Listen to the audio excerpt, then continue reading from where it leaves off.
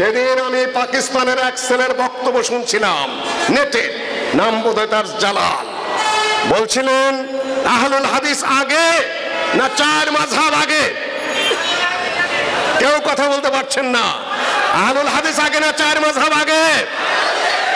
কথা বলবেন সাথে সাথে ইনশাআল্লাহ আজিজ, না হলে ইতিহাস বোঝা যাবে না। আহলুল হাদিস যখন আমি বলি আমি হানাফি, তখন কার নাম মাথায় আছে? রাহিমাহুল্লাহ। যখন বলি আমি শাফিঈ, কার নামটা মাথায় আসে? যখন বলি আমি মালিকি, কার নামটা মাথায় আসে? যখন বলি আমি হাম্বলি, কার নামটা মাথায় আসে? আর যখন বলি আমি আহলুল হাদিস, তখন কার নাম মাথায় আসে? নবী মুহাম্মদ সাল্লাল্লাহু আলাইহি ওয়াসাল্লাম নামটি আমাদের মাথায় আসে। ইমাম ইবনে কাসির তার তাফসীর করতে, ওদিকে তাকায় থাকবেন না, ছবি পরে, ওটা অন্যের জন্য, আপনার চোখে এইদিকে। সম্মানিত উপস্থিতি, ইয়াওমা নাদউ কুল্লা উনাসিন বিইমামিহিম, যেদিন আসবে, যেদিন আমরা ডাকবো প্রত্যেক মানুষকে, সকল মানুষকে তাদের ইমামের সাথে। আপনাদের ইমামকে কিয়ামতের মাঠে আপনাদেরকে কোন ইমামের সাথে ডাকা হবে বলুন? ইয়াওমা নাদউ কুল্লা উনাসিন বিইমামিহিম, কিয়ামতের মাঠে সকল মানুষদেরকে ডাকা হবে তাদের লিডার, তাদের নেতা এবং তাদের ইমামের সাথে। আপনাদের ইমামকে কার সাথে কিয়ামতের মাঠে আপনাদেরকে ডাকা হবে বলেন?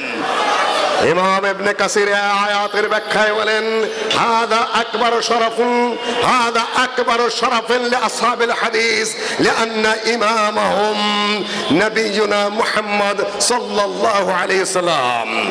এটা আহলুল হাদিসদের সবচেয়ে বড় সৌভাগ্যের বিষয় যে তাদের একমাত্র ইমাম, একজন ইমাম রয়েছেন, তিনি হলেন নবী মুহাম্মদ সাল্লাল্লাহু আলাইহি ওয়াসাল্লাম। সম্মানিত উপস্থিতি, এতটুকু মাথায় রাখার পরে আহলুল হাদিস নামটা কোথা থেকে আসলো? আমি আপনাদেরকে প্রশ্ন করেছিলাম যে প্রথম আহলুল হাদিস না প্রথম চার মাযহাব? চার মাযহাবকে আমি বাতিলও বলছি না, অন্যায় বলছি না, আহলে সুন্নাহ ওয়াল জামাতের বাইরেও বলছি না, নাহকও বলছি না, কিছুই বলছি না।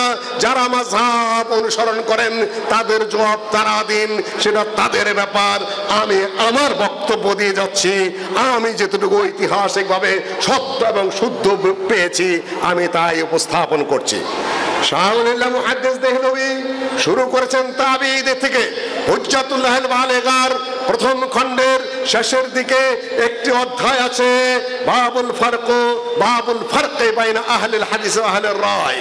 আহলুল হাদিস এবং আহলুর রায়দের মধ্যে পার্থক্য কি? আরো অধ্যায় রয়েছে বাবু আহওয়ালিন নাসে কাবলাল মিআতির রাবিআ ওয়া বা'দাল মিআতির রাবিআ, জনগণের অবস্থা, আলেমদের অবস্থা, মানুষের ধর্মীয় অবস্থা 400 হিজরি চতুর্থ হিজরি শতাব্দীর আগে এবং পরে। দুটি অধ্যায়ের মধ্যে তিনি আহলুল হাদিস এবং আহলুর রায় নিয়ে বিস্তারিত আলোচনা করেছেন। আহলুল হাদিস নিয়ে আলোচনা করতে গিয়ে তিনি সিনিয়র তাবি থেকে শুরু করেছেন, সাঈদ ইবনুল মুসাইয়্যিব, আউজাঈ, শাআবী, যুহরি, তারপরে ইমাম মালিক থেকে শুরু করে বলেছেন এই যুগের বৈশিষ্ট্য ছিল কানু ইয়াকরাহুনাল খাউদা বির-রায়। এই যুগের মানুষেরা কোরআনের মোকাবেলায়, হাদিসের মোকাবেলায়, সহিহ স্বচ্ছ নকলি দলিলের মোকাবেলায় কোনোদিন নিজের ব্রেনকে, যুক্তিকে, কিয়াসকে কিল কাল এবং মাকালের মধ্যে ঢোকাকে তারা মাকরুহ মনে করতেন এবং ঘৃণা করতেন। এটা ছিল তাবেঈদের, সিনিয়র তাবেঈদের যুগের কথা। তাহলে আগে আহলুল হাদিস এই যুগে কোন মাযহাবের জন্ম হয়েছিল কিনা কে বলতে পারবেন? এই যুগে কোন মাযহাবের জন্ম হয়নি। সিনিয়র তাবেঈদের যুগে কোন মাযহাবের জন্মই হয়নি। ইমাম আবু হানিফা হানাফি মাযহাবের প্রতিষ্ঠা করেননি, ইমাম মালিক মালিকি মাযহাবের প্রতিষ্ঠা করেননি, ইমাম শাফিঈ শাফিঈ মাযহাবের প্রতিষ্ঠা করেননি, ইমাম আহমদ বিন হাম্বল হাম্বলি মাযহাবের প্রতিষ্ঠা করেন নাই। সম্মানিত উপস্থিতি, এখানে প্রশ্ন উঠেছিল যে কারা আগে। ওনারা বলতে চান হাদিসের যে সমুদ্র থেকে 4টি নহর বেরিয়ে গেছে, 4 নহরে নিকলে হুয়ে হ্যায়। एक हनफी नहर, दूसरा मालिकी नहर, तीसरा शाफी नहर और चौथा হাম্বলি नहर। চারটা নহর হাদিসের সমুদ্র থেকে বেরিয়ে এসেছে, একটা হানাফি, একটা শাফি, একটা মালিকি, একটা হাম্বলি। लेकिन अहले हदीस का नहर कहाँ है? हम कहते हैं कोई समंदर ही अहलुल हदीस है। যে সমুদ্র থেকে মাযহাব বেরিয়ে এসেছে সেই মহা সমুদ্রের নামই আহলুল হাদিস। কোন মাযহাবগুলো বেরিয়ে এসে কেউ বেকাতারা হয়ে গেছে, কোথাও চর পড়ে গেছে, কোথাও বা বিকৃতি ঘটেছে, কোথাও বা সংকীর্ণ হয়ে গেছে, সেগুলা সেই হাদিসের মহা সমুদ্র, আহলে হাদিসের স্বচ্ছ যে ধারা, স্বচ্ছ যে অবস্থান, সেখান থেকে তাদের নহরগুলোকে পরিচ্ছন্ন করে নিলে আর কোনো দ্বিমত এবং মতবিরোধ থাকে না। এদিকে আমরা আহ্বান জানাচ্ছি, আসুন খুব দ্রুত গতিতে আমরা চলে আসি ভারত উপমহাদেশে। যেহেতু আমার বিষয় এইটা, কিভাবে আহলে হাদিস এখানে আসলো। সাহাবীগণ করতে কি ভারতের কোন কোন জায়গা জয় হয়ে গেছে। ওমর রাদিয়াল্লাহু তাআলা আনহুর যুগে কিছু জয় হয়েছে, উমাইয়া আমলে কিছু জয় হয়েছে। মুহাম্মদ বিন কাসিম মাত্র 17 থেকে 19 বছর বয়সের এই বালকটিকে, ভাতিজাকে পাঠিয়ে দিলেন হাজ্জাজ বিন ইউসুফ, ইরানের গভর্নর রাজা দাহিরকে সাবধান করার জন্য। রাজা দাহির সিংহলের একজন মুসলিম মহিলাকে তার দেশের দস্যুরা অপদস্থ করেছিল। সেই অপমানের প্রতিশোধের জন্য বাহিনী পাঠিয়ে দিলেন উমাইয়া শাসকদের আমলে ইরাকের গভর্নর হাজ্জাজ বিন ইউসুফ, যাকে শায়েস্তা করে আসো। কথা বুঝেছেন আমার? আজকে নবী মুহাম্মদ সাল্লাল্লাহু আলাইহি সাল্লাম, যিনি আমাদের নেতা, যিনি আমাদের নবী, যিনি আমাদের রাসূল, যিনি আমাদের শরীয়ত প্রদাতা, যিনি আমাদের শাফাআতকারী, যার চেয়ে বড় মানুষ পৃথিবীর বুকে নাই, তাকে অপদস্থ করা হয় ফ্রান্সের বুকে। ফ্রান্সের প্রেসিডেন্ট সেটাকে সমর্থন দেয়। পৃথিবীর কোন মুসলিম গর্জে উঠতে পেরেছে? কোন শাসক গর্জে উঠতে পেরেছে? কোন শাসক বাহিনী পাঠাতে পেরেছে? হ্যাঁ, ফ্রান্স তোমাকে শায়েস্তা করব। আছে শক্তি, আছে সামর্থ্য, আছে যোগ্যতা? সে যুগে যোগ্যতা ছিল, সে যুগে সাহস ছিল। সেই ভারতের বুকে রাজা দাহিরের আমলে সিংহলের এক মুসলিম মহিলাকে জলদস্যুরা নিয়ে গিয়ে অপমান করেছিল।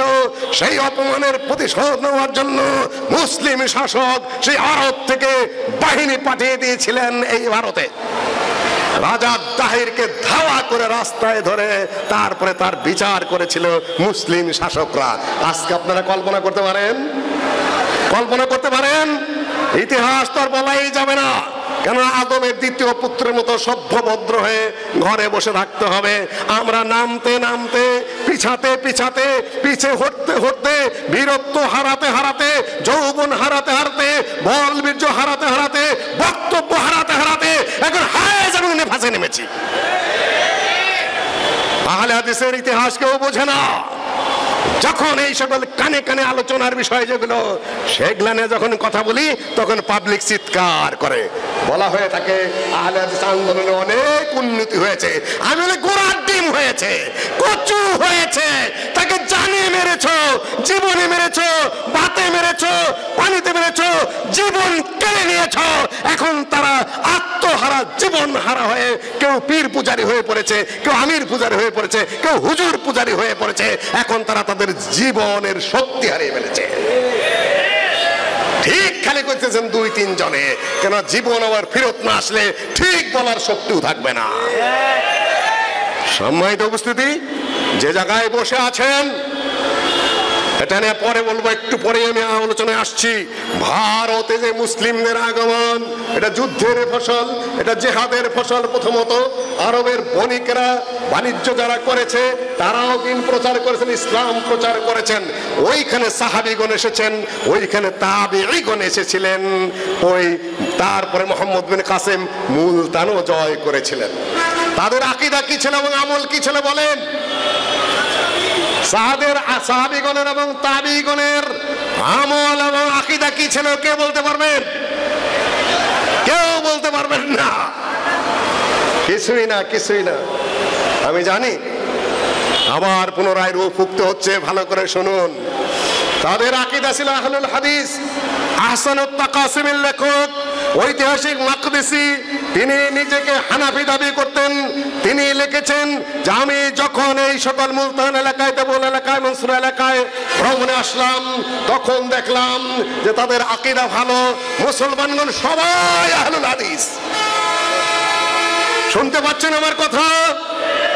মুসলমানগণ আহলুল হাদিস, তবে তারা হানাফি, তাদের মধ্যে হানাফি আছে। অবাক হওয়ার কথা না? তাদের আকীদা ভালো, তারা আহলুল হাদিস এবং হানাফি। কথাটার ব্যাখ্যা কি? কথার ব্যাখ্যা বুঝেছেন না? বুঝবেন না, কে যেহেতু দর্শ হয় না, যেহেতু এ নিয়ে পাঠচক্র হয় না, যেহেতু আহলে হাদিসদেরকে আহলে হাদিসের কিছু শেখানো হয় না, খালি নিজেদের নোট বিক্রি করেন, নিজেদের পাতা বিক্রি করেন, আর এক এক জায়গায় ঘোষণা দিয়ে দিয়ে লোক জড়ো করেন। মুসলিমদের আমিও ছেলেকে নিয়ে আইছি, যার যদি কিছু কইতে না পারো বাপের কাছে বলে বাপের জয়ধ্বনি দিয়ে একটা কোরআন তেলাওয়াত করে যাবি, পরিবারতন্ত্র কায়েম করি, আয় পয়সা থাকবি কেন? এখানেই নেমেছি, তুলবো ডাক দিলাম। এসব বেহুদা কালচার বন্ধ করুন, ফালতু কালচার বন্ধ করুন, নির্লজ্জ বেহায়াপনা বন্ধ করুন। এই সকল ফাজলামি ফাতরামি নাম আহলে হাদিস কখনো ছিল না, কিছু মনে করবেন না। এখান থেকে উত্তরণ ঘটতে হবে আহলে হাদিসদেরকে। এই সকল পীর পূজা, ব্যক্তি পূজা, হুজুর পূজা, মসজিদুল পূজা, অমুক পূজা, তমুক পূজা, এগুলো বন্ধ। এগুলো আহলে হাদিসের আকীদা নয়, এগুলো আহলে হাদিসের নীতি নয়, এগুলো আহলে হাদিসের পদ্ধতি নয়, এগুলো আহলে হাদিসের সিস্টেম নয়। আহলে হাদিসের বড়টা বাজিয়েছেন আপনারা। সম্মানিত উপস্থিতি, বেহুদা কালচার বন্ধ, স্টপ প্লিজ। বহু নষ্ট করেছেন শুধুমাত্র নিজেদের প্রদর্শনী এবং শোবাজি করে করে অনেকেই। আমিও কি করবো তা আমি জানি না, তবে যদি আপনারা আমাকে সাইজ না করেন, যদি দুই একটা পচা ডিম দিয়ে ঢেল না দেন, আমি ওই কুপোতে হাঁটবো। মাঝে মাঝে দুই চারটা পচা ডিম পকেটে করে নিয়ে আসবেন, ঠাস করে মেরে দেবেন, যাতে আহত না হয়। যে সকল ফাতরামি বন্ধ করো, স্বচ্ছ পথে চলো, বাহায়া হয় না, নির্লজ্জ হয় না, বেয়াদব হয় না কেউ, সুন্দরভাবে চলো। আহলে হাদিসরা এমন হয়ে গেছে, আমাদের ব্যবসার জায়গা হয়ে গেছে। কেউ কেউ সংগঠনের বাণিজ্য শুরু করেছেন, কেউ কেউ ওয়াজের ব্যবসা শুরু করেছেন, কেউ কেউ নিজের অবস্থান সিস্টেম আরো মজবুত করার মতো ব্যবসা বাণিজ্য খুলে নিয়ে আহলে হাদিসের বহুত উপকার করছে। আমরা একটা পোশাক ইচ্ছা বলি মাঝে মধ্যে, কিছু মনে করবেন না। সিলেটের এক লোক বিয়ে করেছে, দরিদ্র মানুষ, বাসর ঘরে বউয়ের সাথে আলাপ হইতেছে, দুঃখ প্রকাশ করে বলছে যে আমি গরিব মানুষ, পয়সা তো রোজগার করতাম পারি নাই, বিয়ার সময় তোমার কিছু দিতাম পারি নাই, মনে কিছু করিও না। বিবি সাহেব বলতে, বিয়া করে এই বাপের কাম করছো রে বা, আমি আর কি মনে করতাম। আহলে হাদিস নেতারা, আলেমরা, হুজুররা আপনাদের অনেক খেদমত করে চলেছি, আর আপনাদেরকে সর্বনাশ করে চলেছি, জীবন নিয়ে ফেলেছি। সম্মানিত উপস্থিতি, ইতিহাস আলোচনার বিষয় হলো এটা, তারা আহলুল হাদিস এবং হানাফি, অর্থাৎ আকীদার দিক থেকে তারা আহলুল হাদিস। তাদের আকীদা, তাদের বিশ্বাস, তাদের নীতি, তাদের যে ইমানের বিষয়গুলো সব আহলুল হাদিসের, কিন্তু মাসআলাগত দিক থেকে কিছু কিছু মাসআলায় তারা হানাফি ছিলেন। এতটুকু বুঝতে পেরেছেন না? ভেজাল থেকে গেল।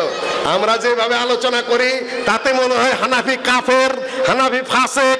হানাফিদের বিরুদ্ধে পিসকি পিসকি পোলা মানে দুই চারটা চিৎকার মারলেই আমরা মনে করি ওই হলো আহলে হাদিসের একটা বড় নেতা। এই হলো আরেক বিভ্রান্তিকর ব্যাপার। কত ধরনের গীত যে আমরা এই মঞ্চে দাঁড়িয়ে গাচ্ছি, কত ভাবে যে মানুষকে বিভ্রান্ত করছি, সিস্টেম লস করছি, যে তা বলার মতো নয়। সম্মানিত উপস্থিতি, ধীরে শুনতে হবে আমার বক্তব্য।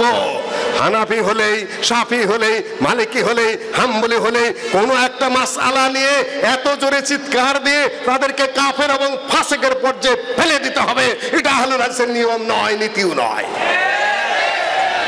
আলোচনা হবে পর্যালোচনা, কিন্তু আকীদা নিয়ে যদি কথা হয় সেটা নিয়ে আমাদের বিষয়বস্তু আছেই।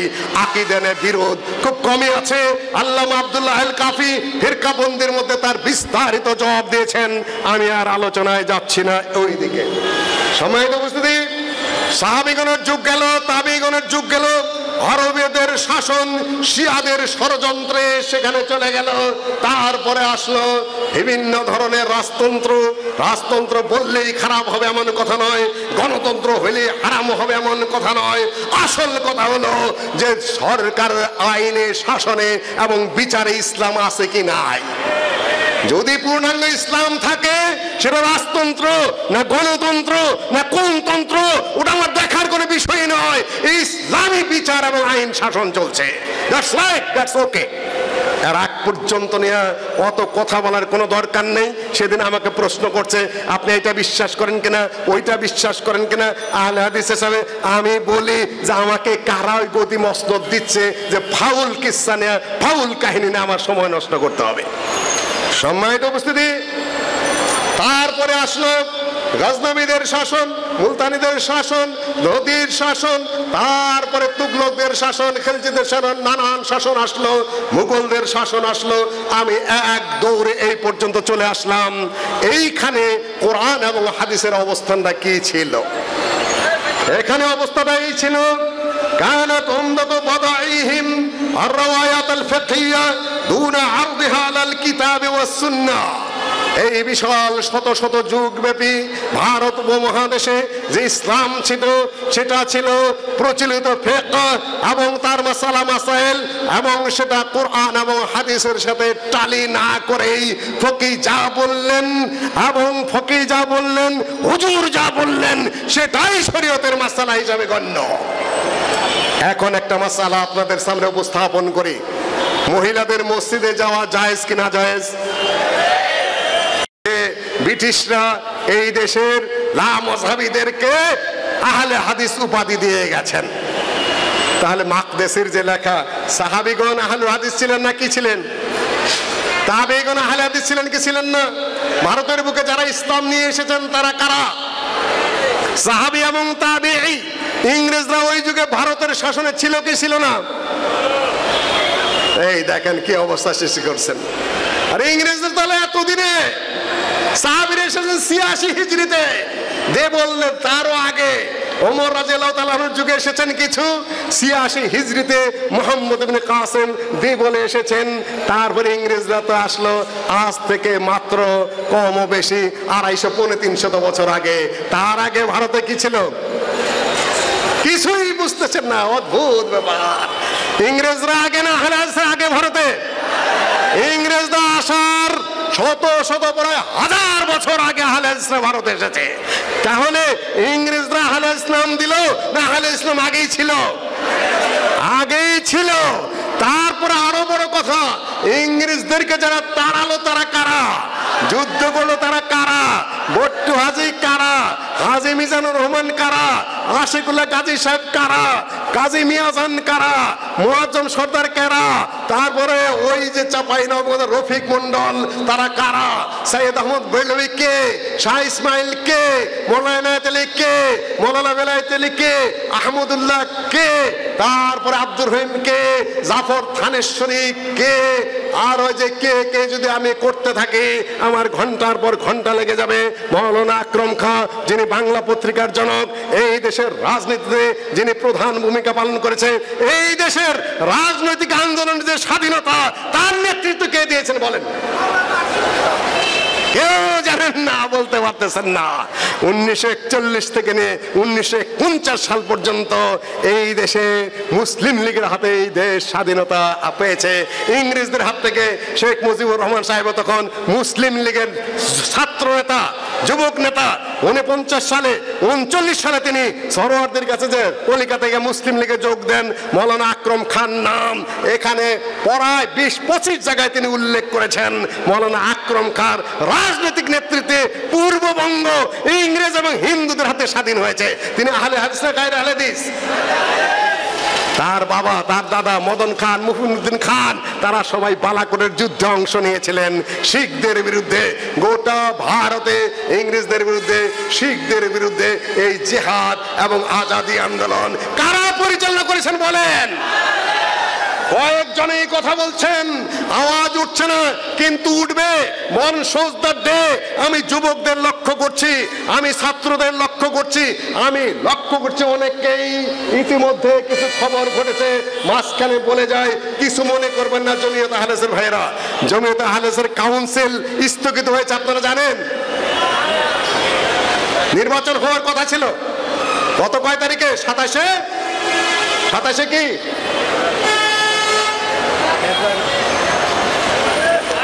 মাস নির্বাচন স্থগিত হয়ে গেছে। এটা আপনারা খারাপ চোখে দেখছেন না ভালো চোখে? আমি ভালো চোখে দেখছি। এই তো গত সপ্তাহে 27 মার্চ না 27 ফেব্রুয়ারি, রাইট, নির্বাচন স্থগিত। আপনারা খুশি না বেজার? কিছুই বোঝেন না, সুতরাং খুশিরও কিছু নাই, বেতারও কিছু নাই। দাঁত বড় থাকলে না তার হাসিও বোঝা যায় না, কান্নাও বড় বোঝা যায় না। আমরা ওয়াজ করতে করতে আপনার দাঁতগুলা বড় করে ফেলাইছি, এখন আপনার হাসেন না কান্দেন বোঝা যায় না। সময় তো বুঝতে আগে হয়ে যেত, কিন্তু এবার হতে পারেনি। এটা একটা সুসংবাদ বহন করছে যে যেন তেন প্রকারের নেতৃত্বে নির্বাচন হবে না। এখন যথাযথভাবে কাউন্সিল হবে। শুনেছি 501 জন উপস্থিত হয়েছিলেন। সেখানে কথাবার্তা যাই থাক না কেন, সেখানে সুবহানে আহলেদের বিরাট ভূমিকা পালন করেছে। আমি খবর পেয়েছি, সত্য মিথ্যা জানি না। ইনশাআল্লাহ সামনে সুবহানে আহলেদের ছেলেরা আহলেদের ইতিহাস পড়বে, আহলেদের ভূগোল পড়বে, আহলেদের বই পুস্তক পড়বে। তারা সুশিক্ষিত হবে, জ্ঞানী হবে, সতেজ মেধার অধিকারী হবে এবং সকল বাধার অলগল ভেঙে চড়ে আহলে হাদিসকে একটা নির্দিষ্ট গতির দিকে তারা ধাবিত করবে ইনশাআল্লাহ। সামনে যেটা হবে সেটা স্বচ্ছ হবে, পরিচ্ছন্ন হবে। আল্লামা আব্দুল্লাহিল কাফি সাহেবের গঠনতন্ত্র অনুযায়ী যে নির্বাচনের যে বিধান আছে, কাউন্সিলরদের সরাসরি ভোটে যিনি হবেন তিনি জমিয়ত আহলে চালাবেন ইনশাআল্লাহ। এখন বলবেন চলবে, আমাকে চলবে না মানে? আমাকে প্রশ্ন করেছিলেন বিএনপি আমলে, কেউ কিছু মনে করবেন না। কিছু কথা শুনে রাখুন যে গণভোটের মাধ্যমে আমির নির্বাচন হওয়া জায়েজ কি না জায়েজ? জায়েজ কি না জায়েজ? কোথায় নিয়ে গেছে আপনাদেরকে, তাই না? এমন বিভ্রান্তির সৃষ্টি করেছি, এমন বিভ্রান্তির সৃষ্টি করেছি, এমন বেহুদা বক্তব্য মাঠে দিয়েছি যে এখন আর বুঝতেই পারিনি যে আমরা হ্যাঁ বলবো না না বলবো। কোনো কথা নেই, পরিষ্কার পরিচ্ছন্ন। কেউ আল্লামা আব্দুল্লাহিল কাফি সাহেবের চেয়ে বেশি বুঝতে চেষ্টা করবেন না। আপনি যেই হন না কেন, তার 100 ভাগ 1 ভাগ জ্ঞান কারণে, তার 100 ভাগ 1 ভাগ বুদ্ধি কারণে, তার 100 ভাগ 1 ভাগ বোধ শক্তি কারণে, তার মাপের এবং মানের মানুষ গত শতাব্দী থেকে পর্যন্ত আল্লামা সানাউল্লাহ অমৃতসরের কথা আমি বলবো না, পয়দা হয়নি। তিনি যেটা লিখে গেছেন গণতন্ত্রে বিষয় নির্বাচন, সেই কাউন্সিলররা, সেই জেনারেল কমিটির সদস্যরা বা নির্বাচকরা সরাসরি ভোটে যাকে নির্বাচন করবেন তিনি নির্বাচিত হয়ে বাংলাদেশ জমিয়তে আহলেসকে লিড দিবেন। আপনারা রাজি কি নাজি না? বলবেন যে চলবে, চলবে না মানে? বিএনপি আমলে আমাকে একজন প্রশ্ন করেছিলেন যে খালেদা জিয়া ছাড়া বাংলাদেশ কে চালাবে? আমি বলে হ্যাঁ আছে, যে কে? যে দেশের সংবিধান। এবার আমাকে কেউ কেউ প্রশ্ন করেন যে শেখ হাসিনা ছাড়া দেশ চালানোর মতো কে আছে? আমি বলছি হ্যাঁ আছে, দেশের সংবিধান। দেশের সংবিধান সবার উপরে, সংবিধানের কাছে ফিরে যাবেন, চালাতে কোনো অসুবিধা হবে না। যে কেউ রাষ্ট্র চালাতে পারবে যদি আপনি আপনার দলীয় নীতি, সিদ্ধান্ত, সিস্টেম পরিচ্ছন্নভাবে মেনে চলেন। দল চালানোর মতো নেতার অভাব হবে না। দল চলবে নীতির উপরে, দল চলবে পদ্ধতির উপরে, দল চলবে সিস্টেমের উপরে। আপনারা অবাক হয়ে যাচ্ছেন যে আহলে হাদিসের মারতে গেলে কি শুনছি। এগুলোই আহলে হাদিসের বক্তব্যের মূল জায়গা এবং মূল কথা। মাসালা মাসাইল মসজিদের ইমাম সাহেব আব্দুল আজিজ ভাইয়ের কাছে জিজ্ঞাসা করলে সব মাসালার জবাব দিয়ে দেবে না? দিতে পারবে না? দিতে পারবে কি পারবে না? এখানে মাসালা আবার না বললেও চলে। মসজিদের যে কোনো ইমাম সাহেব তারা যোগ্য, তারা হায়াজের মাসালা দিতে পারে, তারা নেফাজের মাসালা দিতে পারে, আমিনের মাসালা দিতে পারে, রফুল ইয়াদানের মাসালা দিতে পারে, সাজদা সুর মাসালা দিতে পারে, তালাকের মাসালা দিতে পারে। কোন ইমাম সাহেব এরকম অযোগ্য আছে যে এই সকল মাসালা দিতে পারে না? আর হাদিসের কিতাব এগুলো নেই? আমি বলছি না এগুলো আলোচনা করা যাবে না, আমি তা বলছি না। আমি হাদিসের ঐতিহাসিক প্রেক্ষাপট নিয়ে আলোচনা করছি। সম্মানিত উপস্থিতি, আবার একটু সময়ের জন্য আমি ভারতে ফিরে যাচ্ছি। গণভোট জায়েজ কি না জায়েজ না মাঠ কাঁপিয়ে দিয়েছেন এবং এটাকে স্তব্ধ করে দিয়েছেন। সম্মানিত উপস্থিতি, এটা ওইভাবে কথাটা হবে না।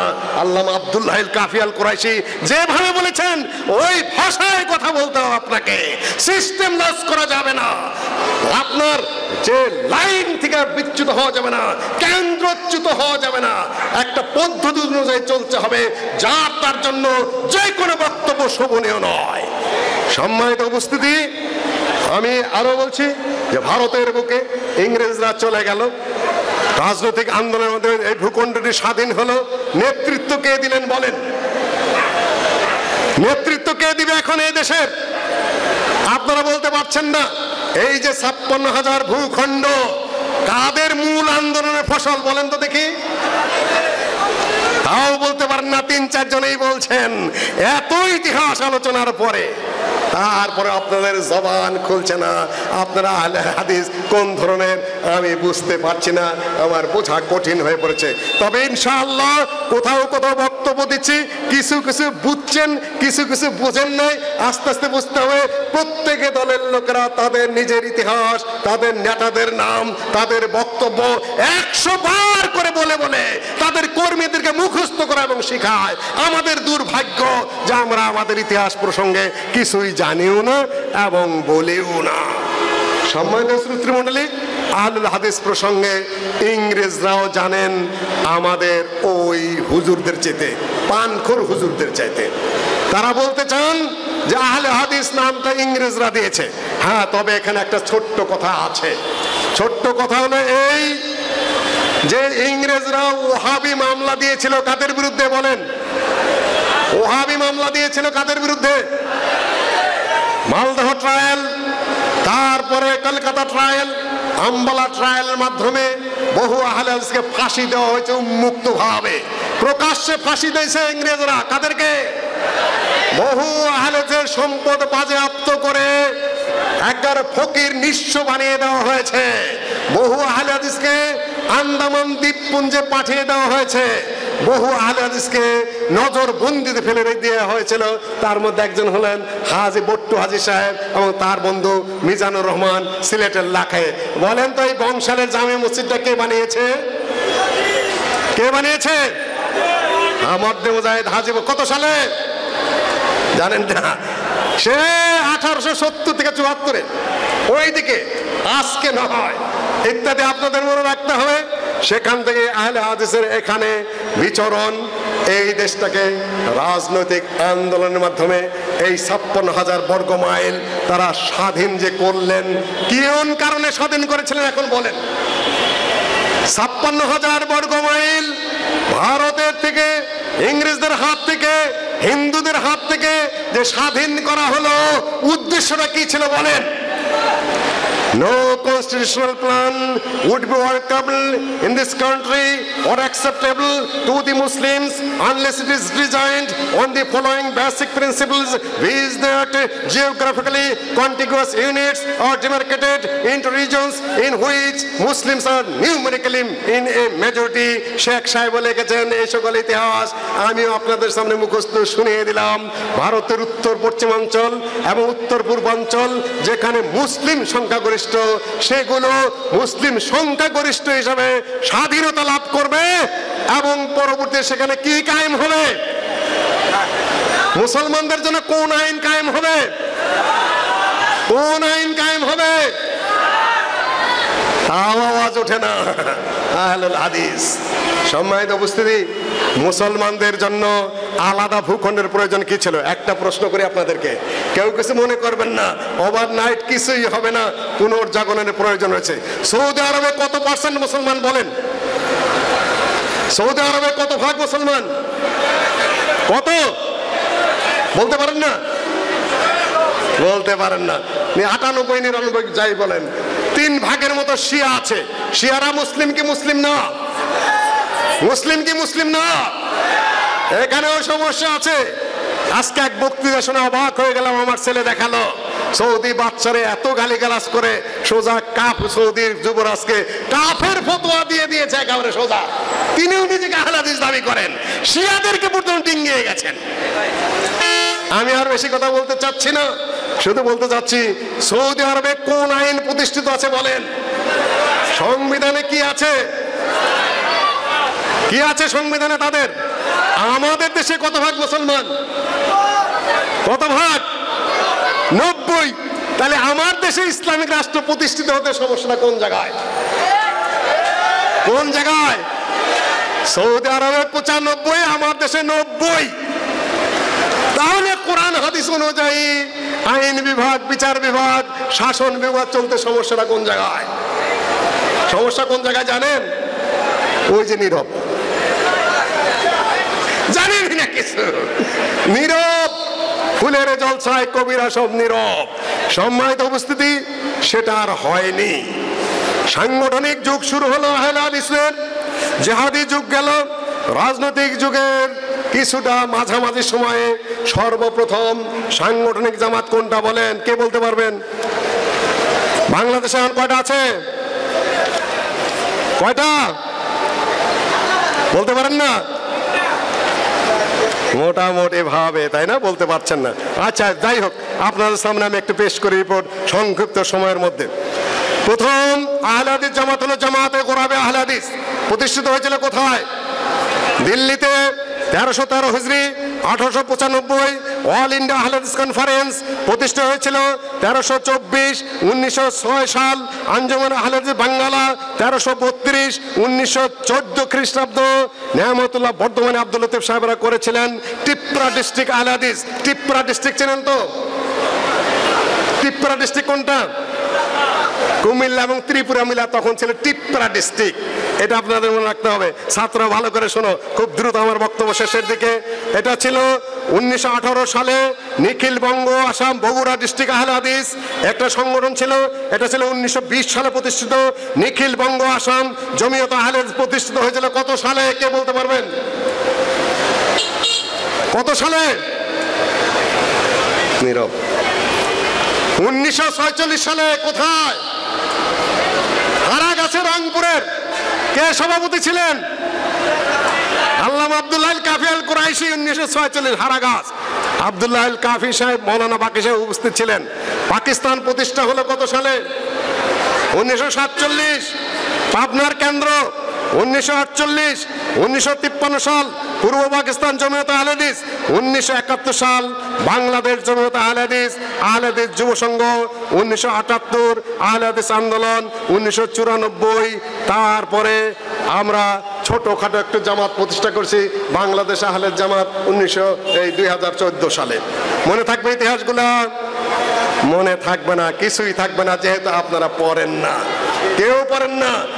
এখন আওয়ামী লীগ নেতাকে যদি আমি জিজ্ঞাসা করি আওয়ামী লীগের প্রতিষ্ঠা সাল কবে, উনি যদি বলতে না পারেন কি হবে? বিএনপির একজন নেতাকে যদি জিজ্ঞাসা করি বিএনপির প্রতিষ্ঠা কবে, যদি বলতে না পারেন, আহলে হাদিসকে যদি জিজ্ঞাসা করি আহলে হাদিসের প্রথম সাংগঠনিক জামাত কোথায় কবে প্রতিষ্ঠিত হয়েছিল, যদি বলতে না পারেন, তাহলে কি হবে? কি হবে? কিছুই হবে না, যেহেতু কেন্দ্রচ্যুত কেউ বলেন না, কেউ আপনাদের দৃষ্টি আকর্ষণ করেন না। সম্মানিত উপস্থিতি, সৈয়দ আহমদ বেরলভী যার থেকে সর্বপ্রথম আজাদি আন্দোলনের সূচনা, শিখদের বিরুদ্ধে যেখানে অনেকগুলা যুদ্ধ হয়েছিল, তার সেই যুদ্ধের মূল উদ্দেশ্য এবং লক্ষ্যকে কি ছিল কে বলতে পারবেন? কেউ বলতে পারবেন না। The basic objective of his jihad was to set up a state functioning according to the Islamic rule. For this purpose, he built up a powerful mass movement to emancipate the country from alien rule. বহুত এলোমেলো কথা, এখান থেকে সেখান থেকে বহু জায়গা থেকে আমি আপনাদের সামনে কিছু ইতিহাস তুলে ধরলাম, শেষমেশ একটা ধারা ধরি। আবার আমি জিজ্ঞাসা করছি, এই যে 56,000 বর্গ মাইল যে ভূখণ্ডে এখন প্রায় 17 কোটি মানুষ বসবাস করে, এটা কাদের আন্দোলনের ফসল বলেন? পিছনের লোকের একবার হাত তুলুন, কাদের আন্দোলনের ফসল? এই কথাটা একটু মাথায় রাখতে হবে। এই দেশে রক্তক্ষয়ী সংগ্রাম, যুদ্ধ যা হয়েছিল সেটা কাদের নেতৃত্ব হয়েছিল বলেন? এই দেশের প্রথম রাজনৈতিক যে নেতৃত্ব আন্দোলন কাদের প্রচেষ্টায় হয়েছিল বলুন? এমনকি আল্লাহর কি ইচ্ছা বঙ্গবন্ধু শেখ মুজিবুর রহমান সাহেবেরও মূল বিচরণ স্থল আহলে হাদিসের এরিয়া, এবং জিয়াউর রহমান সাহেবও আহলে হাদিস পরিবারের লোক। এবং যদি আপনি খোলেন, ওনারা বলে থাকেন যে আহলে হাদিসের নাকি কোনো অবদান নাই, আহলে হাদিসের নাকি কোনো আলেমই নাই। আহলে হাদিসের যদি কোনো আলেমই না থাকে, আপনারা হাদিস পড়েন কোথা থেকে? এমনকি সৈয়দ নজির হোসেনের ছাত্র বাহিনীর প্রায় 100 আলেমের নাম আমি বলেছি একবার এক বক্তব্যে। বুখারী শরীফের ব্যাখ্যা গ্রন্থ কে লিখেছে বলেন? নওয়াব সিদ্দিক হাসান খান। বুখারী শরীফের ব্যাখ্যা এত বড়, সবচেয়ে বড় তফসির ভারতে আরবিতে কে লিখেছেন? নওয়াব সিদ্দিক হাসান খান। উসুলের উপর বহু কিতাব কে লিখেছেন? নওয়াব সিদ্দিক হাসান খান। তারপরে অন্যান্য সাবজেক্ট কে লিখেছেন? নওয়াব সিদ্দিক হাসান খান। তিরমিজির সারা পৃথিবীতে শ্রেষ্ঠতম ব্যাখ্যা আরব বিশ্বের ইউনিভার্সিটিতে যেটা কাউন্টেড, সেটা কার লেখা? কার লেখা? আব্দুর রহমান মুবারকপুরী সাহেবের, ভারতের সৈয়দ নজির হোসেনের ছাত্র। সারা পৃথিবীতে সবচেয়ে শ্রেষ্ঠ সুনানে আবু দাউদের যে ব্যাখ্যা আউনুল মাহবুদ, সেটা কার লেখা? সেটা আহলে হাদিসের লেখা, শামসুল হক আজিমাবাদীর লেখা। তারপরে তারিখে আহলে হাদিস, আহলে হাদিসের লেখা। হেসিস বলেন, আহলে হাদিসের লেখা। যুদ্ধ বলেন, আহলে হাদিসদের। রাজনৈতিক নেতৃত্ব বলেন, আহলুল হাদিসদের। ইতিহাসের লেখা। সবচেয়ে যে সিরাতুন নবী, শত শত সিরাতুন নবীর মধ্যে প্রতিযোগিতা করে যে সিরাতুন নবী ফার্স্ট হয়েছিল, তার লেখক কে বলেন? কে? কে? তার নাম কি? পৃথিবীর বুকে শ্রেষ্ঠতম সিরাতুন নবী, যেটা ভারতের বুক থেকে লেখা হয়েছিল উর্দু ভাষায়, সেটার নাম কি? রাহমাতুল আলামিন। তার লেখক কে? আল্লামা সুলাইমান মানসুরপুরী। সেই যুগে পাঞ্জাবের আহলে হাদিসের সভাপতি ছিলেন। পৃথিবীর বুকে এই যে এখন আমরা জাকির নায়েক করি, তাই না? আলহামদুলিল্লাহ, জাকির নায়েকের বক্তব্য বন্ধ, কিন্তু জাকির নায়েকের আগেও এই ভারতের বুকে ইংরেজদের সাথে, পাদ্রীদের সাথে, হিন্দুদের সাথে, শিখদের সাথে, কাদিয়ানীদের সাথে যিনি বাহাসে একা শত শত বাহাস করেছেন, বাহাসে সবাইকে এক এক করে পরাজিত করেছেন, তিনি কে? তার নাম কি? অল ইন্ডিয়া আহলে হাদিস কনফারেন্সের প্রতিষ্ঠাতা সেক্রেটারি জেনারেল। বলা থাকে, দেখেন তিনি পরাজিত করলেন কাদিয়ানীকে বাহাসে। অথচ ওনারা যখন ইতিহাস আলোচনা করেন, সানাউল্লাহ উমরতির নাম না নিয়ে আতাউল্লাহ বুখারী বলেন। অথচ গ্রিন বুক কাদিয়ানী বাহাসের আহ্বান জানালো, মুবাহিলার আহ্বান, যে সত্য হে সানাউল্লাহ অমৃতসরী সাহেব, আপনি সত্য হলে আপনি যেন দুরারোগ্য ভিত্তিতে মহামারীতে মারা যান, না হলে আমি যেন মারা যাই। সানাউল্লাহ অমৃতসরী মুবাহিলা গ্রহণ করলেন এবং সেটা ইশতেহার হিসেবে ছাপিয়ে দিলেন। ইশতেহারের কিছুদিন পরেই এই কাদিয়ানী পায়খানায় পড়ে মারা গেল, এবং এরপরেও আল্লামা সানাউল্লাহ অমৃতসরী অল ইন্ডিয়া আহলে হাদিসের সেক্রেটারি জেনারেল 40 বছর বেঁচে ছিলেন। বাহাস শুরু হয়েছিল। বাহাসের মধ্যে বলতেছে যে আপনি যে, হে গোলাম আহমদ, আপনি যে নবী, তার দলিল কি? যে কোরআনে আসছে ইসমুহু আহমদ, ইয়াতি মিন বাদি ইসমু আহমদ, তার নাম আহমদ হবে। যে আপনার নাম তো আহমদ না, আপনার নাম হলো গোলাম আহমদ, আহমদের গোলাম। গোলাম আহমদের গোলাম বাদ দেন, থাকে কি? যে আহমদ। সানাউল্লাহ অমৃতসরী সাহেব বললেন, আমার নাম কি? যে সানাউল্লাহ। যে সানাউল্লাহর সানা বাদ দেন, কি থাকে? এখন যদি বলে আল্লাহ হইয়া আমি তোমাকে নবুয়ত দেই নাই, হেরে গেল কাদিয়ানী। অথচ সেই আহলে হাদিসদের সেই কাহিনীটা নিজেদের নামে বলেন, কাদিয়ানী কাদিয়ানী কাদিয়ানী করে অস্থির। কিন্তু কাদিয়ানীদেরকে বারবার যিনি নাকানি সুবানি খাওয়ালেন, যার সাথে মোবাহেলা করে কাদিয়ানী পায়খানায় পরে মারা গেল, সেই সানাউল্লাহ অমৃতসরী বাসুরের নামটাকে মুখে আনতে চান না। সম্মানিত উপস্থিতি, জুলুম তো কম করতেছেন না, মিথ্যাও কম করতেছে না, আরো বলে থাকেন এক নতুন বক্তা, ভালো বক্তব্য, অনেক নাস্তিককে বাহাসে পরাজিত করেছেন, কিন্তু তিনি যে পীর সাহেবের এক কথায় জৌনপুরী পীর সাহেবের মুরিদ বলে দাবি করেন। জৌনপুরী সাহেবকে উইলিয়াম হান্টার বলেছেন যে ইংরেজদের দালালি করেছে জৌনপুরী। সৈয়দ আহমদ বেলুই পাঠিয়েছিলেন মুজাহিদ সংগ্রহের জন্য বাংলায় এসে, তিনি মুজাহিদ সংগ্রহ না করে তিনি পীর হয়ে গিয়েছিলেন। নাসিমুল হারামাইন বই লেখলেন তিনি মুজাহিদদের বিরুদ্ধে, এবং হান্টার লিখেছেন এই মৌলভী সাহেব আমাদের অনেক উপকার করেছে, কেননা তিনি ফতোয়া দিয়ে দিয়েছেন যে ইংরেজদের বিরুদ্ধে যুদ্ধ করা জায়েজ নয়। আপনি যদি তারই মুরিদ হয়ে থাকেন, আপনার মধ্যে এত বড় আজাদী আন্দোলনের কথা বলা আর আহলে হাদিসের বিরুদ্ধে কথা বলা শোভনীয় নয়। আহলে হাদিসের লড়াকু সৈনিক, তারা অস্ত্র যুদ্ধ করেছে ইংরেজদের বিরুদ্ধে, রক্ত দিয়েছে, জেল খেটেছে এবং সম্পদ বাজেয়াপ্ত হয়েছে, তাদেরকে বিদেশে পাঠিয়ে দিয়েছে বিভয়ে, এবং তারা মুহাদ্দিসও বটে, তারা হাদিসের খেদমত করেছেন, তাফসিরের খেদমত করেছেন, ইতিহাসের খেদমত করেছেন, বক্তব্যের খেদমত করেছেন, সারা ভারতে ইসলাম প্রতিষ্ঠার খেদমত করেছেন, কোরআন এবং সহিহ হাদিস ছড়ানোর খেদমত করেছেন, মাদ্রাসা করেছেন, মসজিদ প্রতিষ্ঠা করেছেন। করেন নাই কোনটা? আপনারা শুধুমাত্র আক্রমণ করছেন কেন? সম্মানিত ভাইরা, যার যা অধিকার সেটা তাকে দিতে হবে। আমার বক্তব্যের শেষ কথা আপনাদের কাছে, ছাত্রদের কাছে, যুবকদের কাছে, সবার কাছে, আপনাদের ইতিহাস সমৃদ্ধ না দুর্বল? কোরআন কাদের অনুকূলে আছে? হাদিস কাদের অনুকূলে আছে? ভারতের স্বাধীনতা আন্দোলনের ইতিহাস কাদের অনুকূলে? জীবন দেওয়ার ইতিহাস কাদের অনুকূলে? বন্দী হওয়ার ইতিহাস কাদের অনুকূলে? আন্দামান দ্বীপে যাওয়ার ইতিহাস কাদের অনুকূলে? ইংরেজদের ট্রায়াল যা কিছু হয়েছিল সেই ইতিহাস আহলে হাদিসের বিরুদ্ধে এবং তাদের অনুকূলে, রাজনৈতিক আন্দোলন তাদের অনুকূলে। এই ভূখণ্ড যতক্ষণ রয়েছে ততক্ষণ এই ভূখণ্ডের প্রতিটি ডিস্ট্রিক্ট, প্রতিটি এলাকা আহলে হাদিসের নাম নিতে বাধ্য। সামনের কর্তব্য কি? শুধুমাত্র একটি সারা দিয়ে আপনাদের এই দেশের জন্য কোনো কর্তব্য আছে না? শুধু কথা বলেই বেড়াবেন গণতন্ত্র জায়েজ কি জায়েজ না এটা বলে বেড়াবেন? শুধু বলে বেড়াবেন যে কাজ ভাঙলো কি না ভাঙলো, ভাঙছে দুঃখের বিষয়, আমরা প্রতিবাদ করেছি, সরকার যেন যথাযথ ব্যবস্থা গ্রহণ করেন। শুধু তাবলিগে ইস্তেনজা করবেন, আসবেন আর যাবেন, খিচুড়ি খাবেন, হাঁটবেন, মুতবেন আর শৌচক্রিয়া করবেন, না আরো কোনো কাম আছে? নাই। যেদিকে নিচ্ছি ওটা বড় বিপজ্জনক পথ, ইতিহাসকে হারিয়ে দিচ্ছি আর বলছি আমাদের জাগরণ। আমাদের জাগরণ নয়, আমাদের মরণের দাওয়াই খাইয়ে দিচ্ছেন। কদিন আগে আমাকে একজন বলছেন যে আপনি যে সংগঠনে ছিলেন সেখানে নায়েব আমিরের পদ আর সিনিয়র নায়েব আমিরের পদ এখনো খালি রাখা হয়েছে।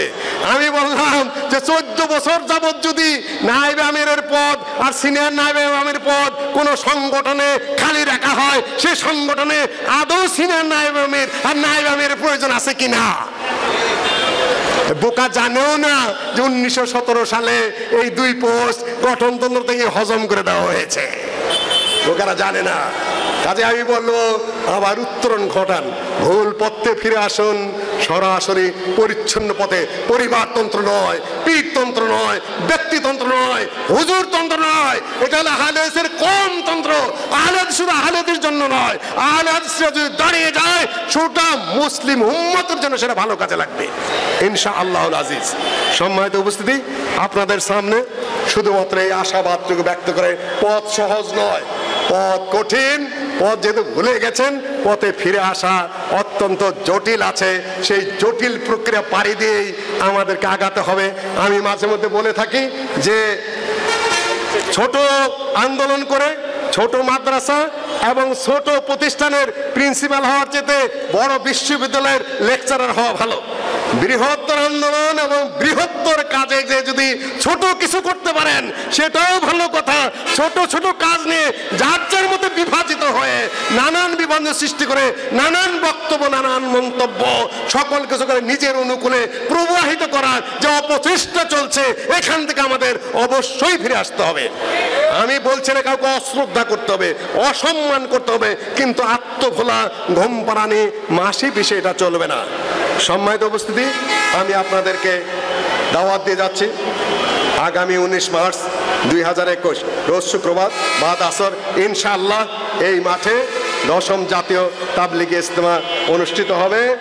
বড় বড় বক্তারা এখানে রয়েছেন, আমার নামও আছে, ডক্টর মুজাফফর বিন মোহসেন রয়েছেন, শায়েখ আকরামুজ্জামান বিন আব্দুল সালাম, ডক্টর ইমামউদ্দিন বিন আব্দুল বাসির, শায়েখ ইসলাম আব্দুল লতিফ, হাফেজ আব্দুল সামাদ মাদানী, শাহেদ গোলাম আজম, হাফেজ আব্দুল হান মাদানী, শায়েখ কফিলউদ্দিন, শায়েখ ইসমাত আলী খান, তৌহিদুদ্দিন তোফাজ্জল, জাকারিয়া এবং আরও অন্যান্য আলেম ওলামা আগামী সপ্তাহে শুক্রবার ইনশাআল্লাহ তারা বক্তব্য রাখবেন। আমি আর এই বক্তব্য দিয়ে আপনাদেরকে বিরক্ত করবো না ওই দিন ইনশাআল্লাহ আজিজ। আজকেই বিরক্ত করে গেলাম, ইনশাআল্লাহ মাথায় রেখে দিবেন। আকুলু কাউলি হাযা ওয়াস্তাগফিরুল্লাহ ওয়া লাকুম আজমাইন। আসসালামু আলাইকুম ওয়া রাহমাতুল্লাহি ওয়া বারাকাতুহু। আমি জিজ্ঞাসা করি দলিল কোথায়? হানাফি মাযহাবের কোন ফিকহে আছে বলো, মাবসুতে আছে কিনা? তারপরে ইমাম আবু হানিফার কোন ফতোয়া আছে কিনা? ইমাম আবু ইউসুফের কোন ফতোয়া আছে কিনা? ইমাম মুহাম্মদের কোন ফতোয়া আছে কিনা? ইমাম তাহাবির কোন ফতোয়া আছে কিনা? ইমাম জাফরের কোন ফতোয়া আছে কিনা? জাইলানির কোন ফতোয়া আছে কিনা? কামাল ইবনে হুমামের ফতোয়া আছে কিনা? তার আগে বুরহানুদ্দিন মুরকানের হেদায়ার কোন ফতোয়া আছে কিনা? এমনকি দুরুল মুখতার, রাদ্দুল মুখতার থেকে শুরু করে পরবর্তী যুগের কোন গ্রহণযোগ্য কোন ফিকহের কিতাবে আরবি ছাড়া অন্য কোন ভাষায় খুতবা দেওয়া যাবে না এমন কোন মাসলা আছে কিনা দেখাও। নাই, যে কোনো ভাষায় খুতবা দেওয়া যাবে। পরবর্তী যুগে কয়েকজনে ফাও নোট লেগে বাজারে ছেড়ে দিয়েছেন, ওইটাকে মাযহাবের কথা অসম্ভব। দুনা আরদ হালাল কিতাব, আমি কো দুনা আরদহা আলাল ফিকহ হানাফি। হানাফি মাযহাবের যে ফিকহ আছে, ফিকহর কিতাব তারা খুলে না দেখে খামাখা ঝগড়া করছে। মেয়েদের ঈদের মাঠে যাওয়া যাবে কি যাবে না? খুলে দেখুন ফিকহের কিতাব, হানাফি ফিকহের কোন কিতাবে নিষেধ আছে যে মহিলারা কোনো অবস্থাতে ঈদের মাঠে যেতে পারবে না? আছে শুধু এইটুকু যে যদি যুবতী হয়, তরুণী হয়, ফিতনার ভয় থাকে, তাহলে তারা ঈদের মাঠে যেতে পারবে না। ওটা তো আমরাও বলবো, যদি তরুণী হয়, যুবতী হয়, ঈদের মাঠে গেলে ফিতনার ভয় থাকে, তাহলে আহলে হাদিসরাও বলবে সে যাবে না। হানাফি মাযহাবে এবং আহলে হাদিসের মধ্যে এই মাসালায়ও মূলত কোনো দ্বিমত নেই। দ্বিমত কয়েকটা নোট আলাই বের করেছে এবং সেটাই মাযহাব হিসাবে গণ্য হচ্ছে। সম্মানিত উপস্থিতি, এভাবেই চলে এসেছে বাদশা আওরঙ্গজেব পর্যন্ত। আওরঙ্গজেবের আমলে শুরু হলো আপনার ওই মাসালা ফতোয়া হিন্দিয়া, ফতোয়া আলমগিরিয়া, বেশ কিছু ফতোয়ার কিতাব একত্রিত করে ফতোয়াটা বানানো হলো। শাহরুল্লাহ মুহাদ্দিস দেহলুর বাবা শায়েখ আব্দুর রহিমও সেটা সদস্য ছিলেন। এই পর্যন্ত থাক। মুসলিম শাসন প্রায় 750 বছর বা 700 বছর পর্যন্ত চলেছে ভারতে। ইতিমধ্যেই শিখদের উত্থান হলো, মুসলিমরা আস্তে দুর্বল হয়ে পড়লো, মদ্যপান করা শুরু করলো। মুসলিম শাসকরা এবং মুঘল সম্রাটরা রাজ দরবারে বসে জেনা, ব্যভিচার, পরকীয়া প্রেম, মদ্যপান ইত্যাদি নিয়ে ব্যস্ত হয়ে পড়লো। আর জমিদাররা যারা ছিল তারা বাইজি নাচানো, মদ্যপান করা, মদের বোতল হাতে নিয়ে সামনে বাইজিরা নাচে আর গান গায়, ওরা কিস্তি টুপি একটা মাথায় দিয়ে মদ্যপান করে আর বলে সুবহানাল্লাহ সুবহানাল্লাহ। আপনারা এখন ওয়াজ শুনতে সুবহানাল্লাহ বলেন না? এই সুবহানাল্লাহ সুবহানাল্লাহ বাইজি নাচায় আর বলে সুবহানাল্লাহ সুবহানাল্লাহ। সেনাবাহিনী দুর্বল হয়ে পড়ল, রাষ্ট্রীয় কোষাগার খালি হয়ে পড়ল, ষড়যন্ত্র অস্থির হয়ে পড়ল, দেশ বিচ্ছিন্ন হয়ে পড়ল। ইংরেজ ওই ইস্ট ইন্ডিয়া কোম্পানি ভারতে ঢুকে পড়ল। তারা আস্তে আস্তে বাংলার পতন ঘটালো, নবাব সিরাজউদ্দৌলার পতন ঘটলো। ইতিমধ্যে এখান থেকে উদ্ধার করার জন্য সর্বপ্রথম যারা সংগ্রাম শুরু করেছিল তারা কারা? 3টা ধারা মনে রাখবেন। একটা হলো জিহাদি এবং রাজনৈতিক ধারা, আরেকটি হলো হাদিস চর্চার ধারা, 3টি হলো বক্তব্য এবং লেখনির ধারা। কয়টা ধারা মনে থাকবে? না মনে থাকবে না, একটু পরে আপনারা ভুলে যাবেন। আমি বলবো খালি মাদ্রাসা করতে হবে, আপনি হ্যাঁ ওইটাই ঠিক আছে। আরেকজনে বলবে জিহাদ কর, অস্ত্র নিয়ে নেমে পর, মার বোমা। তখন ছিল ইংরেজদের বিরুদ্ধে, তখন ছিল শিখদের বিরুদ্ধে। আর এখন শাসনে কারা আছে? মুসলিম, ইংরেজ না শিখ? কারা? মুসলিম লা ইলাহা ইল্লাল্লাহ পড়ছেন। এখানে আবার 2 ভাগ। দেখুন আহলে হাদিসের কি দুর্দশা। একদল বলতেছে এই মুসলিমরাও কাফের, এদের বিরুদ্ধে অস্ত্র ধরা জায়েজ। এটা ভুল কথা না শুদ্ধ কথা? আর যদি মনে করে এনারাই খালিফাতুল মুসলিমিন, আমাদের যারা শাসক বর্তমানে আছেন এরা খালিফাতুল মুসলিমিন, নরেন্দ্র মোদী নিজেও খালিফাতুল মুসলিমিন নাকি? সমান তালে এদের বিরুদ্ধে কোনো স্লোগান দেওয়া যাবে না, কোনো দাবি আদায়ের জন্য কথা বলা যাবে না, এখানে কোনো আবেদন করা যাবে না। এমনকি সংবিধান অনুযায়ী যতটুকু অধিকার রয়েছে আমাদের দাবি আছে এই করতে হবে, আমাদের দাবি আছে এই করা যাবে না। এটা সংবিধান স্বীকৃত কি অস্বীকৃত? সংবিধান আছে কি নাই? এতটুকু করা যাবে না। তারা মনে করেন যে যারা আছেন ভারতে, নরেন্দ্র মোদী খলিফাতুল মুসলিমিন, সেখানে কোনো কথা বলা যাবে না। জো বাইডেন খলিফাতুল মুসলিমিন, তাদের বিরুদ্ধে কোনো কথা বলা যাবে না। যারা আমাদের দেশে আছেন তারাও খলিফাতুল মুসলিমিন, চুপ করে বসে থাকতে হবে। কথা ঠিক না ব্যাঠিক? দুইটার পার্থক্য বুঝেছেন তো? না বুঝেন না এখনো? খালি প্রশংসা করেন বেহুদার মতো।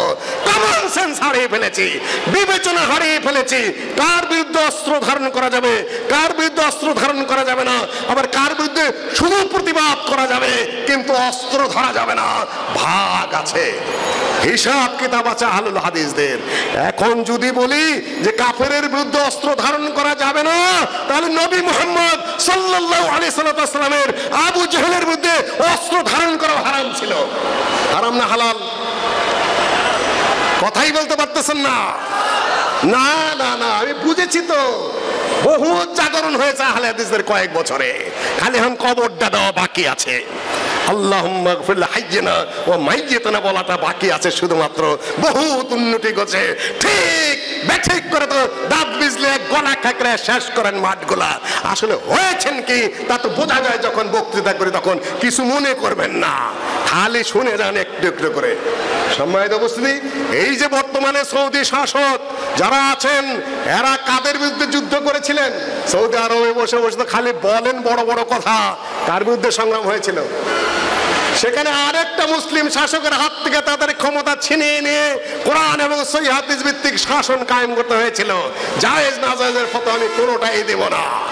যখন ইংরেজরা আক্রমণ শুরু করলো, দেশটা নিয়ে নিল, যখন শেষ সম্রাট বাহাদুর শাহ জাফরকে ইংরেজরা ফাঁসির অর্ডার দিল, ফাঁসির অর্ডার মওকুফ করে মায়ানমারে তাদেরকে নির্বাসন করে পাঠিয়ে দিল। দেশের সম্রাট, মুঘল সম্রাট, গোটা ভারতের সম্রাট, তার বিচার কে করে বলেন? তার বিচার করছে কে? ইংরেজরা বিচার করছে বাইরের থেকে আইসা। মৃত্যুদণ্ড লাঘব করে দিয়ে বর্মায় পাঠিয়ে দিল। সেখানে তিনি লেখার কাগজ কলম ছিল না, কবি মানুষ ছিল, ওয়ালে কবিতা লিখে গিয়েছিলেন। না মা না বুলবুল কো সৈয়দ সে গেলা, না না বুলবুল কো সৈয়দ সে, না বাগবা সে গেলা, किस्मत लिखी थी फसले बहार में, कितना ही बदनसीब है जफर के दफन के लिए 2 गज भी जमीन नहीं मिली कोई यार में। ওয়ালে কবিতা লিখে গিয়েছিলেন, হায় রে জাফর, গোটা ভারতের 2 সম্রাট আজকে নিজের দেশে 4 হাত জায়গা পেলি না কবরের জন্য। আর আপনাদের অবস্থা কি? সম্মানিত উপস্থিতি, ইংরেজদের হাত থেকে, শিখদের অত্যাচারের হাত থেকে, শিরকের হাত থেকে, বেদাতের হাত থেকে কোরআন এবং হাদিসের সুস্পষ্ট বিধি বিধান বাস্তবায়ন করার জন্য, প্রচারের জন্য সর্বপ্রথম যারা আন্দোলন শুরু করেছিল তারা কারা এই ভারতে বলুন?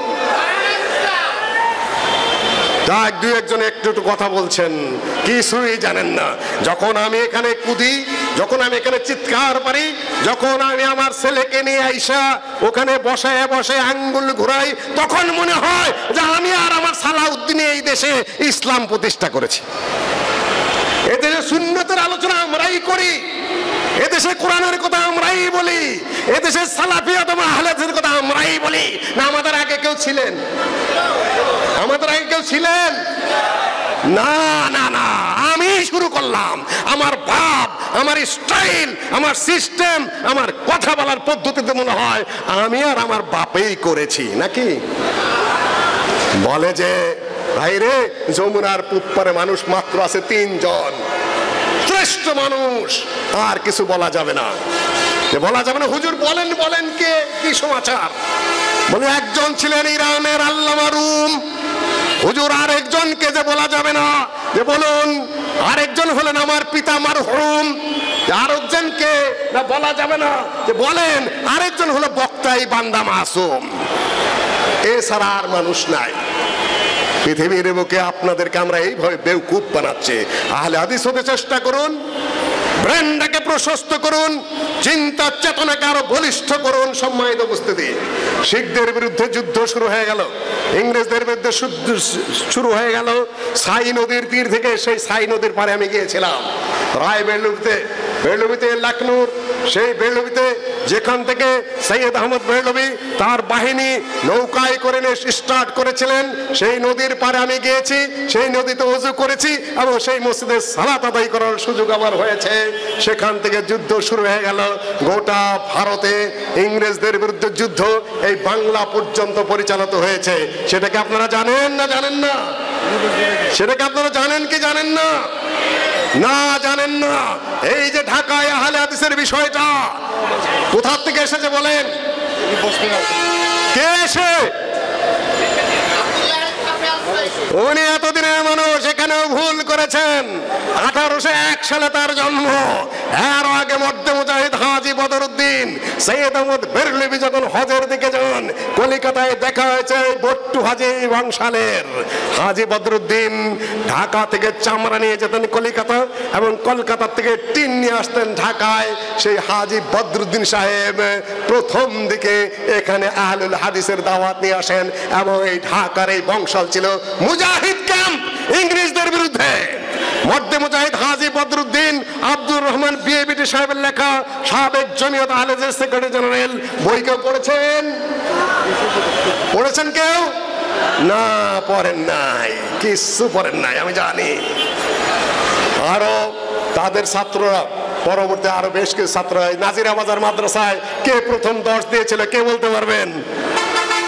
কাফি সাহেব দিয়ে শুরু করুন। আলহামদুলিল্লাহ, কাফি সাহেব নাম না মুখে আনতে পারছেন, এই জন্য আপনাকে ধন্যবাদ। কিন্তু তারও আগে ইমাম শৌকানির ছাত্র এবং ভারতের শাহুল্লাহ মুহাদ্দিস দেলির শাহ আব্দুল আজিজ ছাত্ররা এখানে দর্শ দিয়েছেন। সে নামগুলো এখন এই মুহূর্তে আর আমি বলতে চাই না। মহাযুদ্ধ হলো, বিভিন্ন জায়গায় যুদ্ধ হলো, Ambala trial, Malda trial, Kolkata trial সহ বহু ট্রায়াল, সন্ত্রাসী মামলা দায়ের করলো ইংরেজরা। গোটা ভারতের মুঘল সম্রাটের বিরুদ্ধে মামলা করে তাকে দেশান্তরিত করলো। আর তাদের বিরুদ্ধে যারা যুদ্ধ ঘোষণা করেছিল এই ঢাকার বংশাল, ওই ময়মনসিংহের ধানীখোলা, বগুড়ার সন্ধ্যাবাড়ি থেকে শুরু করে, জামিরা থেকে শুরু করে, রাজশাহী সবুরা থেকে শুরু করে, চাঁপাইনবাবগঞ্জ, মুর্শিদাবাদের পদ্মা নদীর তীর দিয়ে একেবারে দক্ষিণ পর্যন্ত, ওদিকে যশোরে, ওদিকে খুলনায়, ওদিকে সারা বাংলাদেশের মুজাহিদদের ক্যাম্প ছিল যারা ইংরেজদেরকে সন্ত্রস্ত করে ছেড়েছিল। পরে ইংরেজরা এই দেশ থেকে বাধ্য হয়।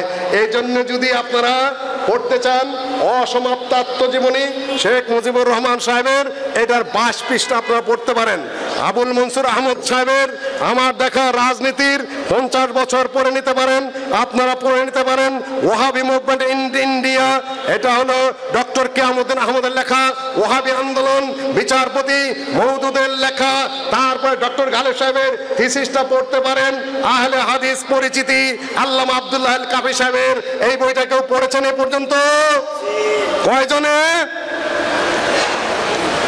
মাশাআল্লাহ। ডক্টর গালেব সাহেবের থিসিসটা পড়েছেন কয়জনে? মাশাআল্লাহ।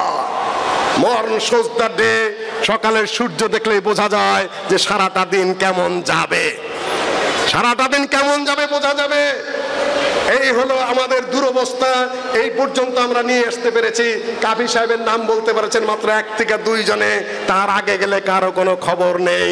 এই যে ভূখণ্ডতে বসবাস করছেন, এই স্বাধীন ভূখণ্ডটা ইংরেজদের হাত থেকে, হিন্দুদের কাছ থেকে ছাড়িয়ে আনার ক্ষেত্রে সবচেয়ে বড় অবদান কাদের বলেন? ওই ঘুরে ঘুরে 2-3 জনই, পিছনের মানুষরা জানেন না কি সমাচার। শেখ মুজিবুর রহমান সাহেব লিখেছেন, সিপাহী বিদ্রোহ এবং ওহাবি আন্দোলনের ইতিহাস আমার জানা ছিল। কেমন করে ব্রিটিশ রাজ মুসলমানদের কাছ থেকে ক্ষমতা কেড়ে নিয়েছিল, কি করে রাতারাতি মুসলমানদের সর্বশান্ত করে হিন্দুদের সাহায্য করেছিল।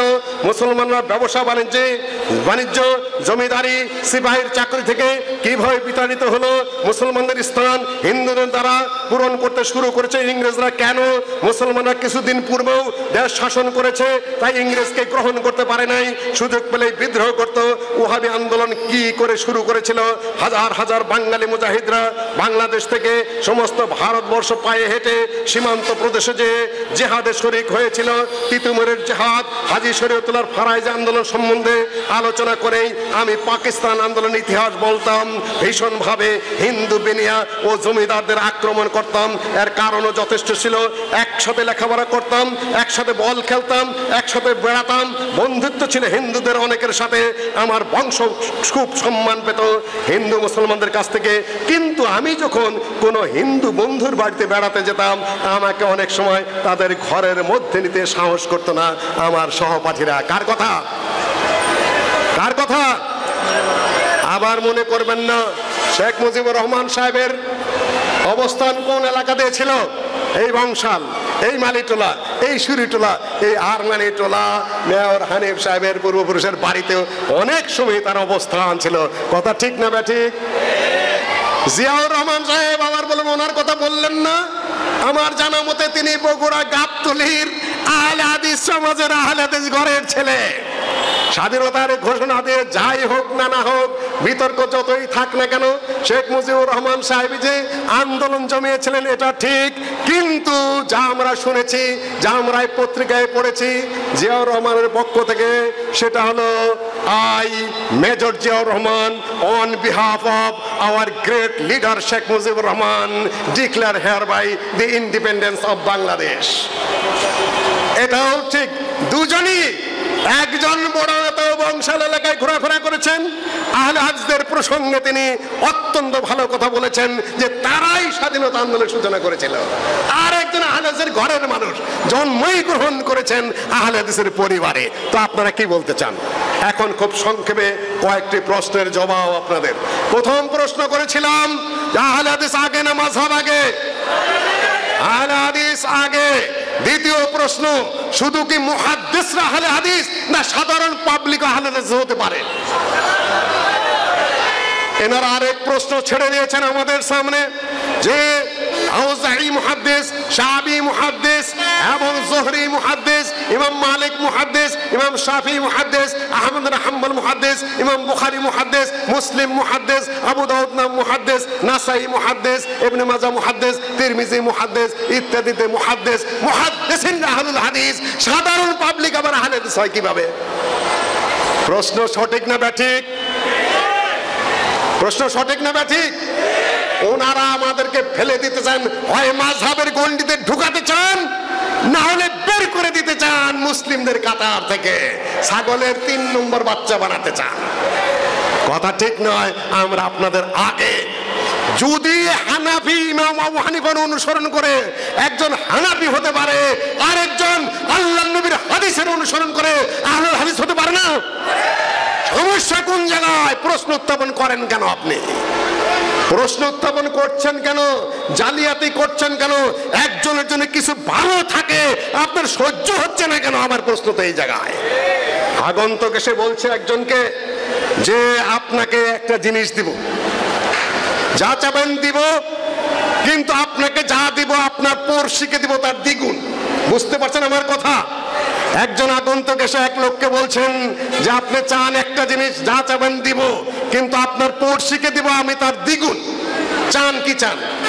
আর কিছুই চাই না, আমার একটা চোখ তুলে নাও। যে চোখ তুলে নিব কেন? যে আমার যদি এক চোখ তুলে নাও তাহলে পড়শির 2 চোখ যাবে। যে তাহলে তোমার লাভ কি? যে আমি এক চোখ দিয়ে দেখতে পারবো যে আমার পড়শির 2 চোখ নাই। হিংসা বিদ্বেষ কিছুই খুঁজে না পায়া, যত ভালো কোরআনের যা, হাদিসের যা সুস্পষ্ট মাসআলা যা, সহিহ হাদিস যা, সব আহলুল হাদিসের অনুকূলে। অনেকটা মাসালা আছে এমন যেটা কোরআন এবং সহিহ হাদিসের বিরুদ্ধে আহলে হাদিসের রয়েছে, কিংবা প্রমাণিত হওয়ার পরে আহলে হাদিসরা সেই মাসালা মেনে নিতে পারে নাই। বলুন, এতদিন মুনাজাত নিয়ে কতগুলো কথা ছিল যে সালাতের পরে সম্মিলিত মুনাজাত করা যাবে কিনা। আমাদের পূর্বপুরুষরা আলেমেরা সেটা করেছেন না করেন নাই? কিন্তু যখন দেখা গেল যে সুস্পষ্ট এই জায়গাটা নির্দিষ্ট ইবাদতের একটা জায়গা, আল্লাহ নবী সালাম ফিরে আল্লাহু আকবার আল্লাহু আকবার আনতাস সালামু ওয়া মিন আস্তাগফিরুল্লাহ আস্তাগফিরুল্লাহ আস্তাগফিরুল্লাহ আনতাস সালামু ওয়া মিনকাস সালাম তাবারাকতা ইয়া দাল জালালি ওয়াল ইকরাম পড়তেন। সুস্পষ্ট সহিহ বুখারী মুসলিম ইত্যাদির হাদিস দ্বারা প্রমাণিত। এখন যদি সালাম ফিরানোর পরে নিজের বানাউটি হাইয়্যান আলাইহিস সালাম ওয়া ইলাইকা ইয়ারজাউস সালাম আদখিলনা দারাকা দারাস সালাম চু চু চু চু চু করি, হবে কি হবে না? হবে না। আহলুল হাদিসের অনেকেই করতেন, কিন্তু যখন দেখা গেল সুস্পষ্ট দলিল দ্বারা এই নির্দিষ্ট ইবাদতের জায়গার মধ্যে পাওয়া যাচ্ছে না, প্রমাণিত হচ্ছে না, তখন আহলে হাদিসরা বাদ দিতেছে কি দিতেছে না? দিচ্ছে। এটাই তো আহলুল হাদিস, এটাই তো আহলুল হাদিস। সহিহ দলিল যদি না থাকে আপনি মানবেন না, সহিহ স্পষ্ট দলিল থাকলে সেটা কি করবেন? মেনে নেবেন। এইটাই তো মূলনীতি। এমন একটা মাসালা দেখান যেখানে সহিহ হাদিস আছে এবং সেটা শুদ্ধ দলিল দ্বারা প্রমাণিত, অথচ আহলুল হাদিসরা সেটা সম্মিলিতভাবে মানেনি, এমন দলিল আপনারা দেখান তো। কিন্তু আল্লামা আব্দুল্লাহ আল কাবি সাহেব একটা চমৎকার কথা বলেছেন, হাদিসকে দলিলের সূত্র হিসাবে মেনে নেওয়া আর যে আহলে সুন্নাত ফিরকাগুলির সকলেই কোরআন ও সুন্নাহর প্রাধান্য নীতিগতভাবে স্বীকার করে লইলেও তাহাদের নেতা ও ইমামগণের সিদ্ধান্তগুলি কার্যত তাহাদের কাছে প্রকৃত অনুসরণীয় বলিয়া বিবেচিত হইয়া থাকে। যে দলের যিনি মাননীয় ইমাম, তাহার কোনো উক্তি ও সিদ্ধান্ত রাসূলুল্লাহ সাল্লাল্লাহু আলাইহি সাল্লামের হাদিসের পরিপন্থী হইলেও উক্ত ইমাম বা নেতার নামে যে দলটি গড়িয়া উঠিয়াছে তাহারা কোরআন ও সুন্নাহর নির্দেশের সরাসরি অনুসরণের পরিবর্তে তাহাদের নেতার উক্তির অনুসরণ করিয়া থাকেন এবং নেতার সিদ্ধান্তের প্রতিকূল হাদিসের পরোক্ষ ব্যাখ্যায় প্রবৃত্ত হন এবং যেভাবেই হোক রাসূলুল্লাহ সাল্লাল্লাহু আলাইহি সাল্লামের হাদিসকে টানিয়া হেছড়াইয়া স্বীয় নেতার সিদ্ধান্তের সহিত সুসমঞ্জস্য করিতে সচেষ্ট থাকেন, অথচ একটি স্থানেও তাহারা তাহাদের নেতার সিদ্ধান্ত বর্জন করিয়া রাসূলুল্লাহ সাল্লাল্লাহু আলাইহি সাল্লামের হাদিসের অনুসরণ করিতে প্রবৃত্ত হন না। মেনে নেন যে আমরা হাদিস মানি, আমাদের সূত্র, কিন্তু যখনই নেতার সিদ্ধান্ত ইমামের সিদ্ধান্তের বিরুদ্ধে হাদিস চলে যায় তখন কোনটা মানি? ওইটাই মানি। তাহলে হাদিসকে মেনে নিলাম ঠিকই নীতিগত ভাবে, কিন্তু প্র্যাকটিক্যালি কি করি? প্র্যাকটিক্যালি মানি না। প্র্যাকটিক্যালি শুধু হাদিস ঘোরাতে থাকি, পেঁচাতে থাকি, অন্য পথে চালাতে থাকি, আর আহলুল হাদিসদেরকে নানান ভাবে বিভিন্ন ভাবে তাদের বিরুদ্ধে কটাক্ষ করতে থাকি। আহলুল হাদিসের বিরুদ্ধে কটাক্ষ করাটা ঈমানের লক্ষণ, সুন্নতের লক্ষণ না বেদাতের লক্ষণ? আব্দুল কাদের জিলানী রাহিমাহুল্লাহ বলেছেন যে বেদাতীদের একটা লক্ষণ হলো আল ওয়াকিয়াতু আলা আহলুল হাদিস, আহলুল হাদিসদের বিরুদ্ধে খালি কটাক্ষ করেই যাবে। কাফের বলবে, ফাসেক বলবে, বেদাতি বলবে, মাযহাব মানে না, হাদিস মানে না, কিছুই বোঝে না, ইত্যাদি ইত্যাদি তারা বলতেই থাকবে বলতেই থাকবে। অথচ ইমাম আবু দাউদ বলেছেন যে যদি পৃথিবীর বুকে আহলুল হাদিসরা না থাকতেন লান্দারাসাল ইসলাম, ইসলাম পৃথিবীর থেকে উঠে যেত। ইমাম শাফি বলেছেন যে আহলুল হাদিসে ফিল আরদে কান্নুজুমে ফিস সামা, আহলুল হাদিস পৃথিবীর বুকে এমন যেমন আকাশের বুকে তারকা। আগের যুগে কম্পাস ছিল না, দিগদর্শন যন্ত্র ছিল না, তখন নাবিকেরা যখন রাস্তায় চলতো আকাশের তারকা দেখে তারা পথ চলতো। ঠিক ওই আলামাতে ওয়া বিন নাজমি হুম ইয়াহতাদুন, কম্পাসের অভাবে, দিগদর্শন যন্ত্রের অভাবে সাগরের বুকে নাবিকেরা যখন পথ খুঁজে না পায় তখন তারা যেরকম আকাশের ওই তারকার সাহায্যে পথ চলে, মানুষ এই পৃথিবীর বুকে কিভাবে শরীয়তের পথ চলবে, দ্বীনের পথ চলবে